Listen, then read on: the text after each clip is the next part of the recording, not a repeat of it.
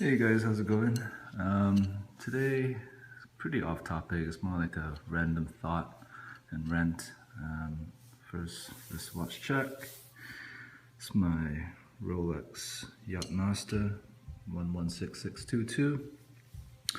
And today I want to talk about pretty random, but chopsticks. Chopsticks and how it relates to luxury watches. Now, I'm of Asian descent, and I've been using chopsticks for almost all my life, at least from the age of 5 onwards, and there's nothing more infuriating and complex and simple as a pair of chopsticks. And how you eat. What does chopsticks have to do with luxury watches? You say it's well, in my opinion, what they have in common is that it's a form of self-expression, right? And well, you know what? Chopsticks take more skill than wearing a watch.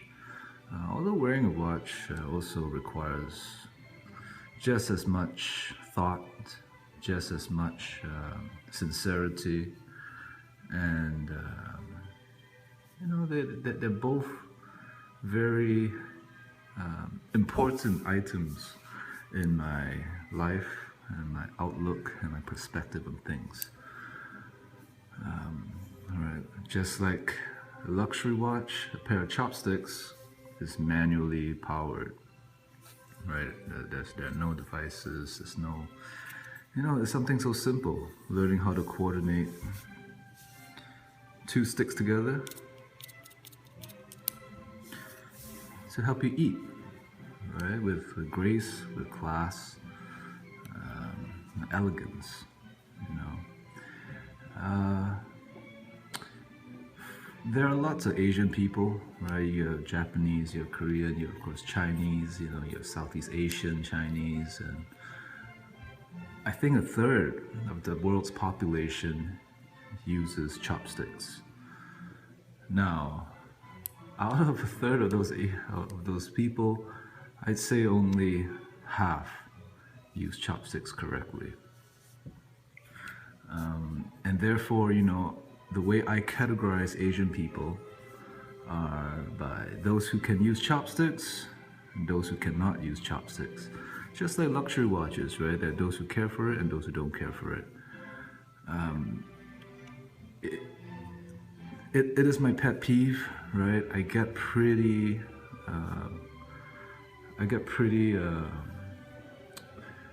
worked up when I see Asian people eating at an Asian restaurant using chopsticks which kind of go crossed, or I don't know, fingers pointing up in the sky, and they're just like using, the worst yet is like this, and I see them use 2 hands with 2 sticks like this. It's so embarrassing, and if you observe carefully, you go to an Asian restaurant, you look at couples, majority of couples, right, would have, they would either use chopsticks correctly or they would both use it poorly. And the reason for that is quite simple, right? Because people who use chopsticks correctly, they get, they get annoyed. It is annoying if their significant other is using it like a 2-year-old kid, right? And it's always a point of contention, which can easily lead to, other points of contention, and it can always lead to arguments, right? So, if you're an Asian person watching this, and you're looking for a partner, stick with someone who has similar chopstick skills. I mean, I guess, if you do not use chopsticks correctly, it's probably best to not date or be with someone who uses chopsticks correctly, because they will always kind of find fault whenever you eat with them, right? And being a couple is all about eating together. I think that is so important, especially if you're Asian, right? And if you're someone who uses chopsticks correctly, you know, I think it's a red flag if the person in front of you, sitting across you, uses chopsticks like like a 3-year-old kid, right? That being said, let me quickly teach you how to use chopsticks correctly. I would say that I'm pretty good at using chopsticks. All right. So for those of you who want to learn, right? When you look at chopsticks, there's a bottom chopstick and a top chopstick. Right. The bottom chopstick stays still; it doesn't move. Right. It's the top chopstick which moves. Right. So it's always fixed. Now, how do you fix it? Right.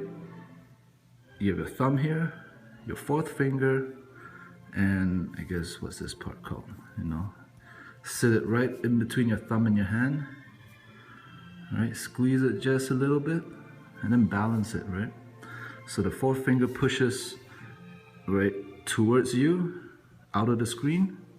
The thumb has a force going into the screen, and it's countered by your hand, so it doesn't move anywhere. Now, notice how the tip of your thumb can still move, and of course your middle and index finger are free to do anything. Right, so just like writing a pen, holding a pen. Right, the top of your thumb pushes against your middle finger, and your index finger controls it. Right, pushes down. Right, and your middle finger can. Oops, sorry. And the middle finger can move it up. Right, so it's just like that. Okay. Now, a very common error is that people tend to use it like this. Now, this is, unless you're like some Trekkie who always goes, I don't know what's that Trekkie called, the one with the pointy ears. Always goes like this. It's not an easy, although I can do it, it's not a comfortable kind of grip, right? So don't extend your hand, close it in a little bit. Right? A lot of times people completely open the hand, and then it makes it very hard to move. Although you can kind of do it, but when you hold chopsticks like this, you're really, doing this kind of motion is not very easy. Curl your hand a little bit, close it a little bit, and move it, right? Just like that, right? Very simple.